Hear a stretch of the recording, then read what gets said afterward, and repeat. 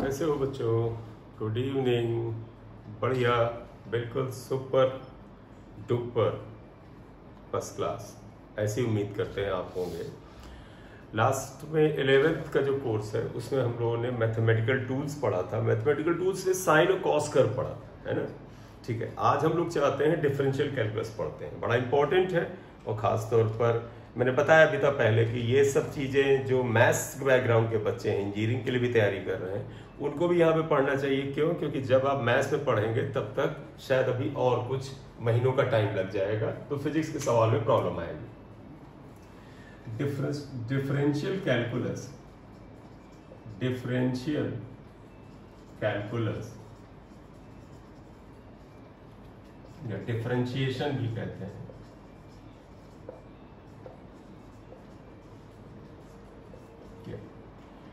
तो मैं पहले इसका सिग्निफिकेंस लेना चाहता हूं। सबसे पहले यहां से स्टार्ट करते हैं। आपको पता है बेटा, y और x के बीच में, यानी कोई क्वांटिटी y एक्सिस पे ले कोई x में, अगर इसका ग्राफ स्ट्रेट लाइन होता, मान लीजिए स्ट्रेट लाइन, हम इस पे 2 पॉइंट लेके इसका स्लोप निकाल लेते हैं। आप कहते हैं ऐसे एक परपेंडिकुलर डालिए, ये आप इसे कहते हैं डेल्टा y। बेटा देखो, ये y एक्सिस पे चेंज है क्योंकि आपको इसके कोऑर्डिनेट पता होंगे। तो आप देखो इसके कोऑर्डिनेट क्या होंगे, मान ले x2 y2 है और इस पॉइंट पे कोऑर्डिनेट मान ले x1 y1 है। तो आप देखो ये थीटा आएगा, तो आप देखिएगा बेटा ये डेल्टा y क्या आ जाएगा, y2 माइनस y1। ये y2 माइनस y1 हो सकता है। और ये डेल्टा x है, आप इसे पूरा लिखना चाहें तो x2 माइनस x1। x2 का मतलब बेटा ये वैल्यू, x1 का मतलब ये वैल्यू। तो ये है x2, ये x1, आप इसे निकाल लें तो ये x2 माइनस x1 आता है। तो स्लोप ये होता है। तो आप देखिएगा slope of straight line is equal to change along y-axis upon change along x-axis, which is also written as y2 minus y1 upon x2 minus x1। और ये भी होता है, आप जरा इस ट्रायंगल में आए तो देखिएगा ये डेल्टा y जो है बेटा, ये इस राइट एंगल ट्रायंगल का क्या है, परपेंडिकुलर है। और डेल्टा x क्या है, बेस आया। तो मतलब परपेंडिकुलर अपॉन बेस जो होता है tan थीटा होता है। खैर, हमें tan थीटा से ज्यादा मतलब नहीं, हमें स्लोप से इसका मतलब है कि इसका slope of the straight line, जिसे हम m से लिखते हैं, ये आता है, ये tan थीटा के बराबर होता है। That's a matter of chance या मैटर ऑफ केस, ये होगा। अब आप कहोगे कि सर ये स्लोप तो आप पढ़ चुके हैं, अभी क्यों लेके मैं सिग्निफिकेंस बता रहा हूं कि हम कहां अप्लाई करते हैं। तो ये तो slope of the straight line हो गया। अब आपको याद होगा कि अगर ग्राफ कर्व होता है, तो अगर ग्राफ y और x के बीच में एक कर्व होता है, जैसे अगर स्ट्रेट लाइन ना ले कर्व ले, तो सपोज मैं यहां पर ये कर्व ले लेता हूं। यहां पर याद करो हमने यहां 2 पॉइंट लिए थे, लेबलिंग कर ले, चाहे ये P1 था, इस पॉइंट को आप P2 ले लें, P2 था, P1 P2 लिए थे। तो अगर अब मैं यहां पे फिर पॉइंट ऐसे ले लेता हूं कि भैया ये P1 है और ये पॉइंट P2 है। बेटा आप देखो P1 P2 2 पॉइंट है, और मैंने आपसे कह दिया भाई ऐसा करो कि इनके बीच का स्लोप बताओ। तो आप कहोगे सर स्लोप तो स्ट्रेट लाइन का होता है, तो आप इन्हें ज्वाइन करो। आप एक स्ट्रेट लाइन से P1 P2 को ज्वाइन करो। और अगर आपको बेटा कर्व में 2 पॉइंट P1 P2 पे स्लोप बताना हो तो फिर आप ऐसे जाओगे, आप कहोगे सर ये डेल्टा y होगा, ये डेल्टा x होगा, अगेन ये थीटा होता है। तो इन केस ऑफ अ कर्व, तो ये पोर्शन आई होप आपने लिख लिया होगा, तो इसे मिटा रहे हैं और जरा सा ऊपर वाले पे बात करते हैं। देखिए, तो अगला हमारा क्या ये पॉइंट था, in case of a curve, अगर आप कर्व के केस में लेते हैं, you have to find out the slope between 2 points P1 and P2। अगर आपको स्लोप बताना है तो आप यहां क्या लिख सकते हैं, आप इसको यहां ले आए, इन अ कर्व, आप कर्व में अगर आप लें तो स्लोप क्या निकालेंगे, slope between points P1 and P2, जिसे हम m से लिखते हैं, that would be equal to क्या, slope of line joining P1 and P2। यानी P1 P2 को ज्वाइन करने वाली लाइन का स्लोप निकालो, and that would be equal to, अगर आप इसे m से लिखें, या देयरफॉर स्लोप आप यही लिख लें, slope m is equal to slope of the line that was delta y upon delta x, ये delta y upon delta x फिर आ गया, स्लोप आ गया, ये आप आगे लिख लीजिएगा इक्वेशन। अब चीजें बदलती हैं, ध्यान देना। अगर मैं तुमसे कहूं डेल्टा एक्स छोटा होता जाए, अगर ये डेल्टा एक्स छोटा होता जाएगा तो इसका तो ये पॉइंट P2 देखो P1 के नजदीक, ये नजदीक, ये नजदीक, ये नजदीक, ये नजदीक आता जाएगा। तो if delta x is becoming small, छोटा होता जाता है, तो अगर डेल्टा एक्स स्मॉल होता जाए तब क्या होगा, देन आप क्या लिखोगे, P1 and P2 come closure, ये नजदीक आ जाते हैं। अब क्लोजर का मतलब समझो, P2 यहां आ गया, यहां आ गया, यहां आ गया, यहां आ गया और नजदीक आया। तो अब आप देखिएगा इस ग्राफ में आप क्या चेंज करेंगे। अब आप कहोगे क्योंकि P1 के नजदीक, ये पहला वाला ग्राफ बना रहने दीजिएगा, P1 के नजदीक P2 आ गया, तो अब खेल ऐसे आएगा। देखिए ये था P1, P2 जो यहां पर था वो नजदीक आके इस जगह आ गया। ध्यान रखना, मैं अभी भी P1 और P2 को थोड़ा सा दूर बना रहा हूं, असल में मैथमेटिकली ये बहुत नजदीक है, मतलब इससे भी नजदीक, बिल्कुल एक तरह से ओवरलैपिंग जैसा है, लेकिन डायग्राम सही बने इसलिए हम यहां पर बता ले रहे हैं। तो अगर अब मैं तुमसे कहूं P1 P2 नजदीक आ जाएं तो इनका स्लोप निकालो, तो आप कहोगे कि सर रूल तो वही है, P1 P2 को ज्वाइन करो। अब अगर आप P1 P2 को ज्वाइन करेंगे तो देखो जो लाइन पिछली बार इंटरसेक्शन कट कर रही थी, अब इंटरसेक्शन ना कट करके टेंजेंट हो जाएगी। फिर ध्यान रखिएगा, P1 और P2 और नजदीक है, ये P2 समझ लो यहां है, तो बिल्कुल और नजदीक होगा तो ये टेंजेंट आ जाएगा। अब मैं तुमसे कहूं तो ये अब एक टेंजेंट आ जाता है, इसका स्लोप निकालो तो आप कहोगे सर आप इसे मिला लीजिए। अब देखो ये ट्रायंगल बहुत ही छोटा सा ट्रायंगल बन गया, जैसे होता है ना पुन्नू भर का एक ट्रायंगल इतना सा बन गया। अब अगर ये ट्रायंगल छोटा हो गया है तो आप देखिए हमने क्या लिखा था, delta x is becoming smaller, then P1 and P2 come closer. लिखो then slope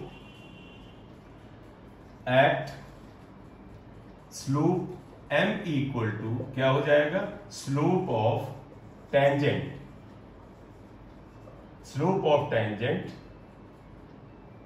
passing through P1 and P2, हालांकि दोनों बड़े नजदीक ही आएगा। और स्लोप ऑफ द टेंजेंट क्या होगा, तो slope of tangent is again delta y upon delta x equation 2 रख लो। लेकिन मैंने तो बताया था डायग्राम में, मैंने इनको डेल्टा x जरूर दिखाया है, लेकिन ध्यान रखना डेल्टा x अब बहुत छोटा हो गया, पहले ट्रायंगल बड़ा बना था, तो अगर डेल्टा x छोटा हुआ तो हमें यहां पर कुछ चीजें चेंज करनी पड़ेंगी, मतलब मैथमेटिकली लिखना पड़ेगा। तो अब हम क्या लिखेंगे जरा देखिएगा, अगर डेल्टा x छोटा था तभी P1 P2 नजदीक आए, तो अब आप इसके बाद देखिएगा यहां पर क्या आ रहे हैं, since delta x is very small. अब आप देखिएगा वेरी स्मॉल, इसका मतलब जानते क्या होता है, डेल्टा x इतना छोटा है कि जीरो की तरफ जा रहा है। जैसे मैं तुम्हें बताऊं, डेल्टा x पहले मान लो 5 सेंटीमीटर था, तो आप कहोगे सर ठीक था, मेजरेबल था, हम उसे छोटा नहीं मानेंगे। अब वो घट करके क्या हुआ, 1 सेंटीमीटर, आधा सेंटीमीटर, 1/4 सेंटीमीटर। तो अब देखो डेल्टा एक्स अगर पहले 5 सेंटीमीटर था, 1 सेंटीमीटर हो गया, 0.25 हो गया, 0.025 हो गया, 0.0025 हो गया, 0.0000025 हो गया। तो आप कहोगे सर ये डेल्टा एक्स तो लगातार क्या हो रहा है, छोटा हो रहा है। तो मैं कहूंगा क्या हो रहा है, तुम कहोगे ये वैल्यू तो सर जीरो की तरफ बढ़ रही है, और आप इसे डेसिमल पे ले जाओ तो धीरे धीरे जीरो की तरफ भाग जाएगा। तो मैं तुमसे कहूंगा yes, delta h is such a small quantity that it is approaching towards zero, मतलब इसकी वैल्यू जीरो की तरफ जा रही है, but not equal to zero, zero नहीं है लेकिन जीरो की तरफ जा रही है। इसको हम ऐसे लिखते हैं, delta x is approaching towards zero, क्योंकि इसकी वैल्यू क्या है, बहुत ही छोटी होती जा रही है। और ध्यान रखना, जब चेंज डेल्टा एक्स या डेल्टा वाई, शब्दों पे ध्यान दीजिएगा, जब चेंज डेल्टा एक्स या डेल्टा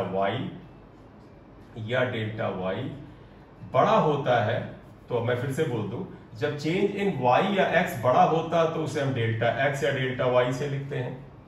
थोड़ा छोटा होता है तो इसे हम डेल एक्स या डेल वाई लिखते हैं, और अगर और छोटा होता है तो इसे हम dx और dy लिखते हैं। तो क्योंकि यहां पर डेल्टा x बहुत छोटा है, और जब बेटा ये छोटा होगा तो अपने आप y भी छोटा होने लगेगा, क्योंकि ये क्या है, इंडिपेंडेंट वेरिएबल है, डिपेंडेंट, ये बेटा x पे डिपेंड करता है। तो जब दोनों छोटे हो जाएंगे तो इसको लिखने का मैथमेटिक्स में एक तरीका होता है। अब हम उसको ऐसे लिखेंगे, इस क्वांटिटी को।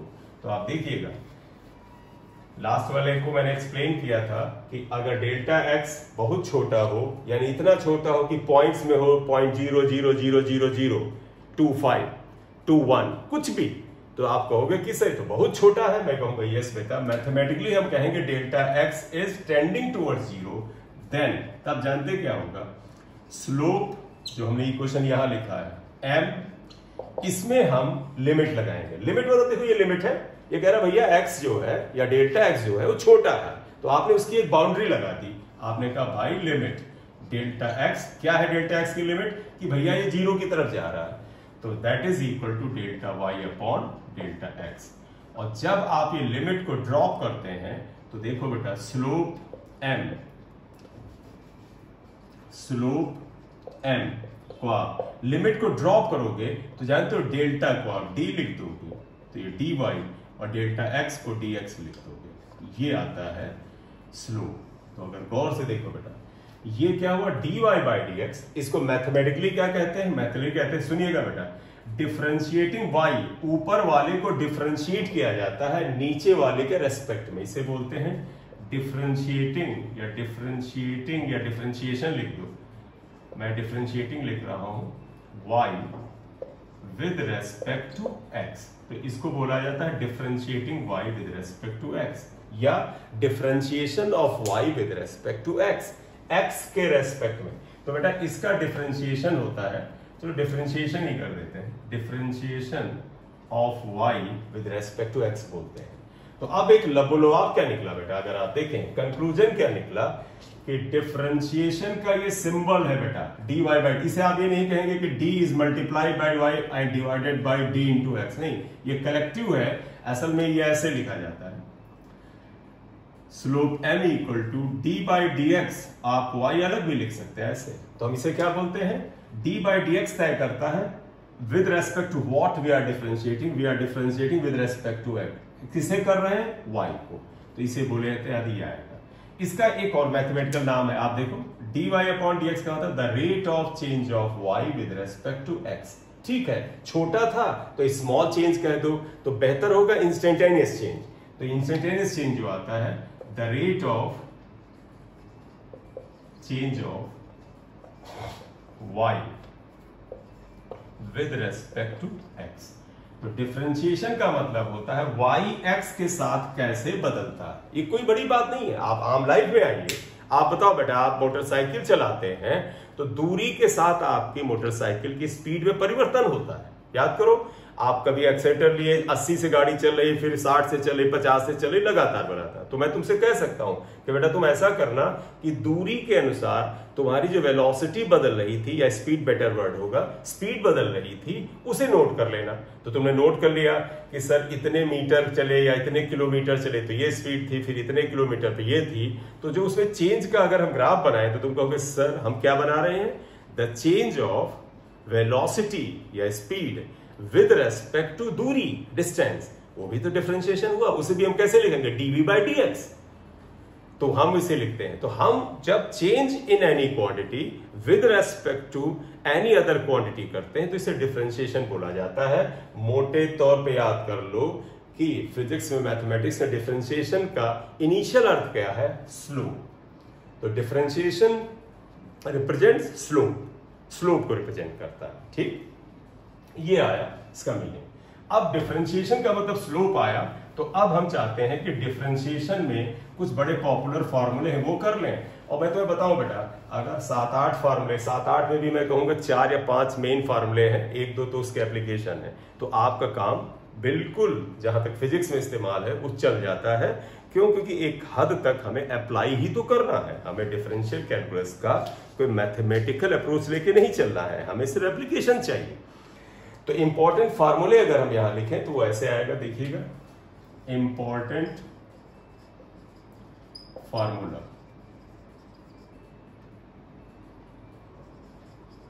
अब हम इंपॉर्टेंट फार्मूले यूज करना चाहते हैं। अब अगर आप इंपॉर्टेंट फार्मूले में आए तो सबसे पहला देखिएगा, डिफरेंशिएशन का सबसे पहला जो फार्मूला है वो ये है, d by D x x की पावर n। ध्यान रखना, जहां y था उसकी जगह ये हमने लिखा x की पावर, तो d by D x x की पावर n। एक चीज ध्यान रखना है डिफरेंशिएशन में, अगर ये x है तो ये x होना चाहिए, धीरे धीरे आप सीख जाएंगे। मतलब ये दोनों, अब तुम ये कहो कि सर हम y की पावर n लेंगे तो नहीं लगा पाओगे, उसके लिए एक अगला रूल है, चेन रूल लगेगा।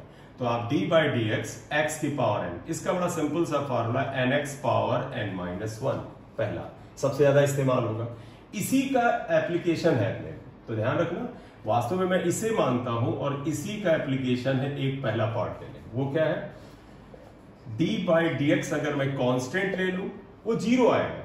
क्यों, आप एक बार देखिएगा, c इज कांस्टेंट, c एक कांस्टेंट है। क्यों बताओ बेटा, डिफरेंशिएशन का क्या मतलब होता है, the change in this quantity with respect to x, मतलब ये x के साथ कैसे बदल रही है, तो ये बताता है। अब जरा बता दो, c तो कांस्टेंट है, कांस्टेंट का मतलब फिक्स, निश्चित, तो कोई चीज बदल ही नहीं रही है, कांस्टेंट है। तो बताओ, अगर मैं कहूं what is the rate of change of c with respect to x, तो आपको कहोगे सर c तो बदल ही नहीं रहा है, c तो वैसे का वैसा बना है। जैसे मैं कहूं कि मैं 10 मीटर पर सेकंड की स्पीड से लगातार चल रहा हूं, तो मैं तुमसे कहूं what is the change in my speed with respect to distance, तो आप कहोगे सर तो आप तो 10 ही से चल रहे हैं, बदल ही नहीं रहे। तो मैं कहूंगा तो व्हाट इज द चेंज, तो आप कहोगे 0, वही बता रहा है। क्या कह रहा है, डिफरेंशिएशन यानी the change in c with respect to x क्या होगा, 0, क्योंकि कांस्टेंट वैल्यू बदलती नहीं है। तो ये याद रख लो, कांस्टेंट का डिफरेंशिएशन 0 होता है। ठीक, इसका b एप्लीकेशन क्या है, क्योंकि ये बहुत इस्तेमाल होता है, d by D x x अगर हम ले लें, देखो x को हम ऐसे लिख सकते हैं, d by D x x की पावर 1। अब हम ये फॉर्मूला लगा दें, देखो x की जगह x है, n की जगह पर 1 है, तो देखो d by D x x की पावर n वाला फॉर्मूला लगाएं, देखो क्या था, nx पावर n माइनस 1, तो n की जगह 1 है, 1x पावर 1 माइनस 1, यानी x की पावर 0, किसी की पावर 0 1 होता है, तो इसे फार्मूले की तरह याद कर लो, क्या, d by D x x, x का डिफरेंशिएशन x के रेस्पेक्ट में 1 होता है। तो किसी भी क्वांटिटी का खुद के रेस्पेक्ट में डिफरेंशिएशन क्या होता है, 1 के बराबर, राइट। तो असल में यही फार्मूला था, इसके दो ही एक तरह एप्लीकेशन है, ध्यान रखो ये याद रखना है। और डिफरेंशिएशन ऑफ कांस्टेंट क्या होता है, वो 0 होता है। ये मैं मानता हूं एक ही फार्मूले का पार्ट है ये। अब अगर अगला एक फार्मूला लिख लें, जिसे हम 2 नंबर लिख लें, तो ये आइएगा,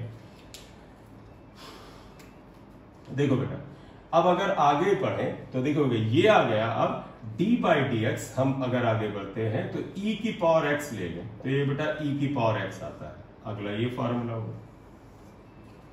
next third, d by D X log x, ध्यान रखिएगा नेचुरल लॉग है, बेस e पर, इक्वल टू 1 अपॉन x आ जाता है।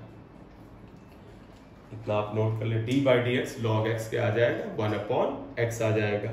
ये भी काफी इस्तेमाल होता है, क्योंकि हम log x को यूज में काफी लेते हैं यहां पर।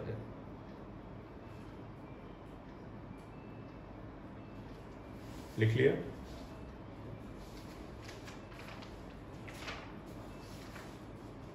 चलिए अगर हम एक आध और इसके एप्लीकेशन हम यहां पर ले लें, जैसे d by D X log x ये आ गया यहां पर है। अब अगर हम आगे लें, कुछ पॉपुलर है जो ज्यादा फॉर्मूले वो हम ले रहे हैं, देखिएगा d by D x sine x बहुत ज्यादा इस्तेमाल होता है, ये cos x के बराबर होगा। पांचवा d by D x cos x जो होगा ये बेटा माइनस साइन x होगा। छठा d by D x tan x जो होता है ये sec स्क्वायर x है। बस इतने ही हमारे लिए काफी है, इतने से हमारा काम पूरी तरह से हो जाता है कि ये क्या आ जाएगा। ठीक, अब मैं एक और ले लूं यहां पर, जैसे मैं 7वां मान लूं, जैसे d by D X log X ही आ गया था। अब अगर हम यहां पर ले लें, जैसे d बाई डी एक्स किया और लॉग एक्स किया, बेस e था, लेकिन अगर बेस चेंज कर दें इसका, तो देखो d बाई डी एक्स ये बेस e पे था, e की बजाय अगर हम ले लें लॉग x की बजाय, यहां पर बेस e की बजाय मान ली कोई कांस्टेंट बेस ले लें a। जैसे याद करो तुम लोग जब पढ़ते हो तो जब लॉग टेबल देखते हो, वो नेचुरल लॉग की टेबल नहीं है, जब बेस e हो नेचुरल लॉग है, वो हम बेस 10 पे देखते हैं। याद करो d by D sorry log 10 base 10 क्या होता है, 1 होता है। तो वैसे ही बेस 10 जहां होता है वहां मैंने ये कर दिया है, ये होता है 1 अपॉन x, बिल्कुल ऐसे ही, और फिर ये आ जाता है log base a, log of e on base a, base a पर e का लॉग आ जाता है, ये आएगा। इसका भी इस्तेमाल हमारे पास है नहीं इतना कि हम इसे यूज करें इतना, ठीक है। इतना नोट कर लो, फिर बात करते हैं। चलिए अब मैं बताऊं, 6 तक ही हो गया, बस यहीं तक पढ़ना है। ये बहुत थोड़ा बहुत यूज होगा हम, लेकिन इसको हम कर लेंगे। आगे जो बता रहा हूं इनका बिल्कुल इस्तेमाल नहीं। देखो d by D x tan x sec square x होता है। अब आया डी बाई डी एक्स, आठवां यहीं पे लिख लेते हैं।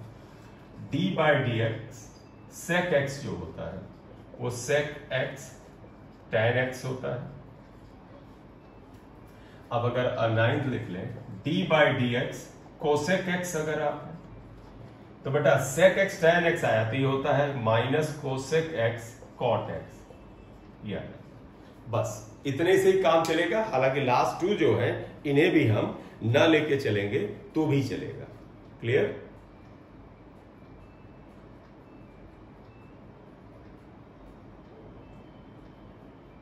हो गया? चल अब हम इसके कुछ सवाल ले लेते हैं। अगर क्वेश्चंस देखिएगा आसान से लेते हैं, और इस लेक्चर में हम इसी को लेकर चलेंगे। चेन रूल अगले एक में बात करेंगे। तो हम एक क्वेश्चन ले लेते हैं, differentiate following with respect to x.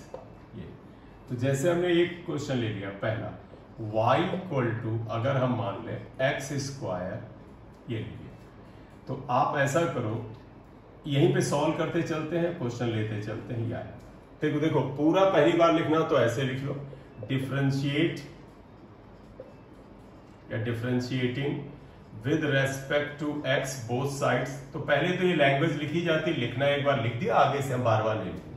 तो बेटा इसको और इसको अगर एक्स के रेस्पेक्ट में डिफरेंशिएट करें तो देखो ये ऐसे लिखते हैं, आप कहोगे d by D x Y equal to d by D x x square. तो ये तो d y by D x हो गया, इसको तो एज इट इज लिख देंगे क्योंकि ये क्या बता रहा है, differentiation of y with respect to x, और वाई ये है और इसके बराबर, ये तो एज इट इज बना रहेगा। ये क्या आएगा, देखो बेटा डी बाई, मैं साथ में इसका फॉर्मूला भी लिखता चलूंगा जिससे आपको याद रहे। याद है d by D x, x की पावर एन क्या था, n x power n minus 1, तो n x power n minus 1 लगा दो। देखो d by D x, x की पावर एन है, एन का मतलब 2, एक्स एन माइनस 1 मतलब 2 माइनस 1, ये फॉर्मूला लगाइए तो देखो बेटा 2x आ जाएगा। ये आंसर होगा।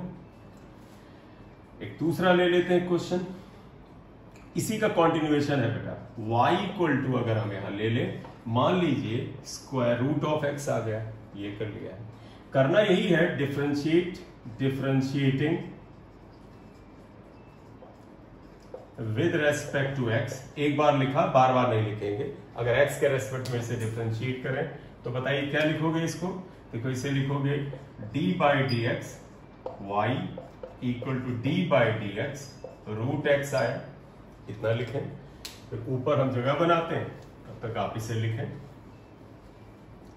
देखो ये क्या बताता है, अगर इसको यहां ले आए, therefore d y by D x जो एज इट इज पड़ा रहेगा, ये आएगा d by D x root x का मतलब है एक्स की पावर हाफ। यही फॉर्मूला लगा दो, देखो एक्स की पावर एन, एन की जगह हाफ है, क्या होता है n x power n minus 1, n का मतलब half, x power half minus 1, तो यानी 1/2 एक्स की पावर माइनस हाफ। मनो इतना छोड़ दो, मनो थोड़ा सिंप्लीफाई कर लो, आप इसे कहते 1/2, ये x की पावर हाफ नीचे आके माइनस का प्लस हो जाएगा। 1/2 x की पावर हाफ, देखो x की पावर हाफ क्या होता था, रूट एक्स, तो ये रूट एक्स हो जाएगा। ये आंसर है, ये हो गया सेकंड, आप इसे नोट कर लो। थर्ड ले लेते हैं,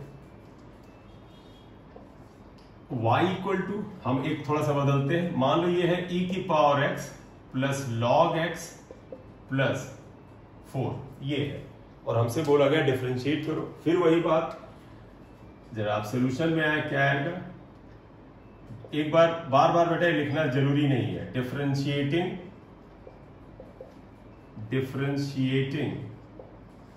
with respect to x, x के रेस्पेक्ट में क्या लिखोगे, d by D x Y equal to d by D X E की power x plus log x plus 4। जब बेटा बीच में ये प्लस हो या माइनस हो यहाँ पे साइन, तो आप क्या करते हैं, आप यहाँ पर अलग अलग कर लेते हैं। जैसे मान लें अपनी सुविधा के लिए इसे माइनस ले लेते हैं, चलो इसे माइनस ले लिया, हमने माइनस लिया, तो इसे कैसे करेंगे देखिएगा। ये फॉर्मूला आपको याद है, इस साइड ले आते हैं हम लोग, देखिएगा ये पोर्शन इधर ले जा रहे हैं। देखो dy बाई डी एक्स को आप क्या लिखोगे, पहले d by D X E की पावर x अलग कर लो, plus d by D X, देखो बीच में प्लस का साइन यहां लिख लो, log x अलग कर लो, plus d by D X 4 अलग कर लो, ये आए बेटा d by D X E की पावर x। फॉर्मूला सभी को याद होगा कि हमने ये बताया था, जरा ध्यान देना कि d by D X E की पावर x जो होता है, e की पावर x होता है, ये लिख दो यहाँ पर, ये e की power x by this formula. d by D X log x, natural log x क्या होता है, 1 अपॉन x होता है, और d by D X 4 constant है बेटा, कांस्टेंट का डिफरेंशिएशन क्या होता है, 0, तो इसलिए आंसर आया e की power x plus 1 upon x। बस हो गया, इतना ही छोड़ दो, dy बाई dx आ गया। क्लियर, ये आप रख लें।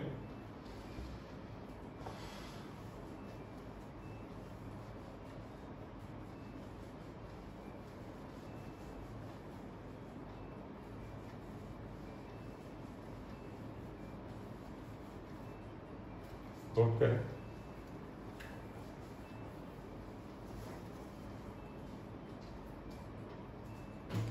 अब हम ऐसा करते हैं, जरा फंक्शन बदल के डिफरेंशिएट कर लेते हैं, थोड़ा सा फंक्शन बदल लें यहाँ पर अगर, और उस तरह से डिफरेंशिएट करें, फिर देखते हैं क्या आ जाता है। देखो अगर हम यहाँ क्वेश्चन लिख दें, differentiate following, differentiate following, differentiate following with respect to x ही थोड़ा है, हम t के रेस्पेक्ट में कर लेते हैं। चलो 2-3 क्वेश्चन यहां बना लेते हैं। पहला मान लीजिए इन्होंने दे दिया है, y लिखना जरूरी नहीं है, मैं ऐसे ही लिख देता हूं, जैसे मैं लिख दूं साइन t, अब t दिया है तो t का फंक्शन आना पड़ेगा, t प्लस मान लो 4t प्लस e की पावर t हुआ, दूसरा आप मान लो यहां माइनस कर दो, तीसरा मान लें cos t plus log t, ये लिख लिया, एक तीसरा ले लीजिएगा sin t minus cos t minus 2t square, ये ले लिया, और हमसे कहा डिफरेंशिएट करो। तरीका वही एक सिंपल है, इसमें कोई भी बदलाव नहीं है। पहला आइएगा सोल्यूशन, पहला ये देखो, इसे लिखें तो इन्होंने बोला डिफरेंशिएट करिएगा, तो आप ऐसे सीधे लिखो d बाई डी एक्स की, बार बार x की आदत है, dt sine t plus 4t minus e की पावर t, अलग अलग कर लीजिए। देखो d बाई डी टी, ये dt है बेटा, sine t, d by D t 4t, और थोड़ा सा कॉम्प्लेक्स करने के लिए यहाँ 3e की पावर t कर लो, तो यहाँ 3e की पावर t कर लेते हैं माइनस, तो देखो यहाँ क्या आ जाएगा, minus d by D T 3e की पावर t, राइट। अब आप देखिए 3 जगह अगर आपने कर दिया, तो अब आप यहाँ क्या करेंगे, देखो बेटा d by D t sine t क्या होगा, फॉर्मूला बड़ा सिंपल सा साइड में लिख रहा हूं, d by D x sine x क्या होता है, cos x होता है। तो बेटा अगर d by D x sine x cos x है, तो आप बताओ बेटा यहाँ x है, यहाँ x है, दोनों फंक्शन सेम होना जरूरी है, तो cos x आया, यहाँ देखो क्या है, ये t है, ये t है, तो d by D x sine x cos x अगर है, तो d by D t sine t क्या होगा बेटा, cos t, तो आप सीधे रख दो इसको, ये आ जाएगा cos t प्लस, अब ध्यान देना कोई कांस्टेंट है किसी वेरिएबल, क्योंकि t के साथ ये t बदलता है, तो ये वेरिएबल कहलाता है, जो बदलता है उसे वेरिएबल कहते हैं, यानी बदलाव लाने वाला। वेरिएबल के साथ कांस्टेंट हो तो बाहर निकाल लेते हैं, अकेला कांस्टेंट हो तो 0 होता है, जैसे d बाई डी टी, ये 4 अकेला होता तो 0 आता है, लेकिन अगर ये कांस्टेंट वेरिएबल के साथ तो बाहर निकालते हैं और इसको ऐसे लिखते हैं d by D T T minus, फिर देखो 3 कांस्टेंट है, बाहर निकालना पड़ेगा क्योंकि इसके साथ ये वेरिएबल है, d by D T E की पावर टी, देखो बेटा, तुम्हें याद है डी बाई डी टी क्या होगा 1, क्यों? एक फार्मूला हमने पढ़ा डी बाई डी एक्स क्या है 1, यही लगा रहा है। तो देखो आएगा cos t प्लस 4, ये यही रहेगा, डी बाई डी टी क्या लिख दोगे 1 minus 3 D by D T E की पावर टी क्या होगा, ये formula D by D X E की पावर एक्स होता है, ये फार्मूला लगा रहे हैं। तो देखो d by D T E की पावर टी क्या होगा, ई की पावर टी, बस हो गया, ये आंसर आ गया। बहुत ज्यादा एक लाइन और लिख लो, cos t प्लस 4 माइनस 3 ई की पावर टी, ये आंसर आ गया। तो ये आ गया। इसी तरह से ये दोनों कर लेते हैं, आप इसे नोट कर लें। चले नेक्स्ट आ जाए। तो अगर हम अब ये करते हैं सेकंड वाला, तो आप ध्यान रखिएगा इसे हम कैसे करेंगे।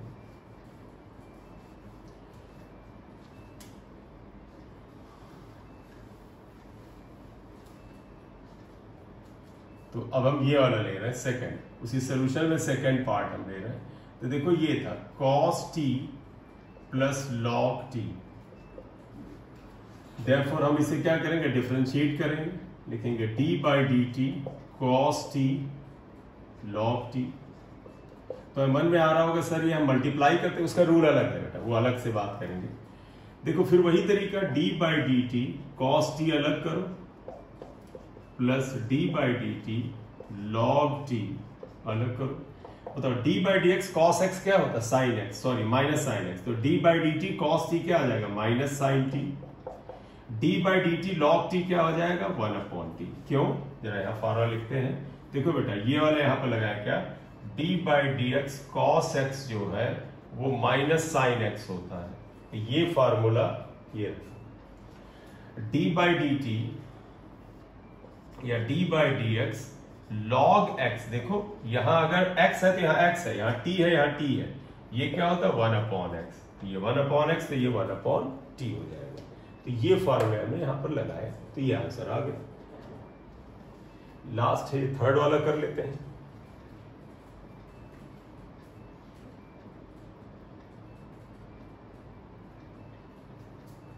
थर्ड वाला कर लेते हैं, आइएगा, ये लास्ट है। इसको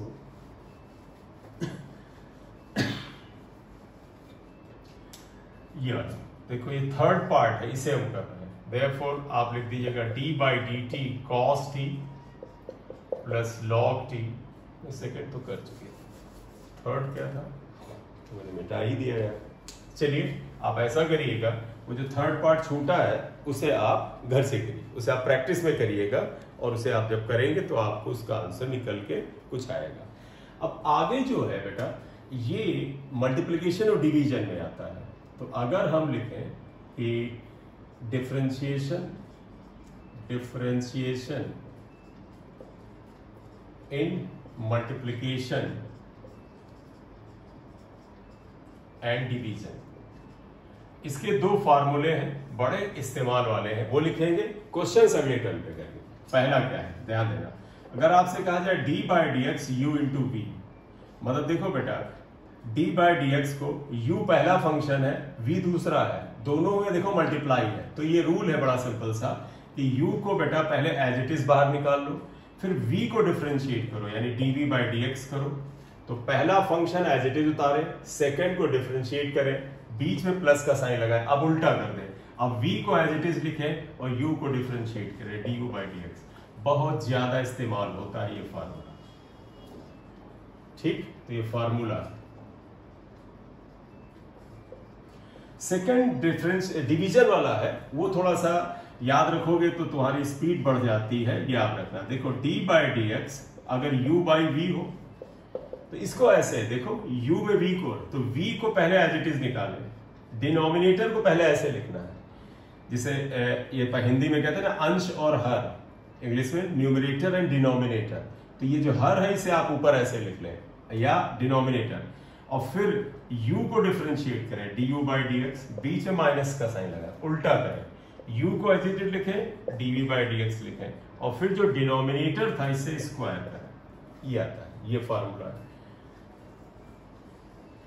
ये तो बहुत इस्तेमाल होता है, क्योंकि कई बार हम जो ये डिवीजन वाला है इसे भी हम इस्तेमाल करके यहाँ ले लेते हैं। जैसे डिवीजन को भी हम v को ऊपर ले जाए v-1 तो ये फॉर्मूला लगा लेते हैं, एक दो स्टेप बढ़ जाते हैं। ये है तो ये बेटा अभी तो सिंपल से एप्लीकेशन जो 7-8 इसके फार्मूले इंपॉर्टेंट वो बताया, मल्टीप्लिकेशन डिवीजन का फार्मूला इंट्रोड्यूस कर दिया है। अगले लेक्चर में हम इनका एप्लीकेशन पे कुछ सवाल लेंगे और फिर चेन रूल पे आएंगे, और चेन रूल पे ये खत्म होगा और उसमें ही हम इंटीग्रेशन को इंट्रोड्यूस करेंगे। Okay, thank you very much.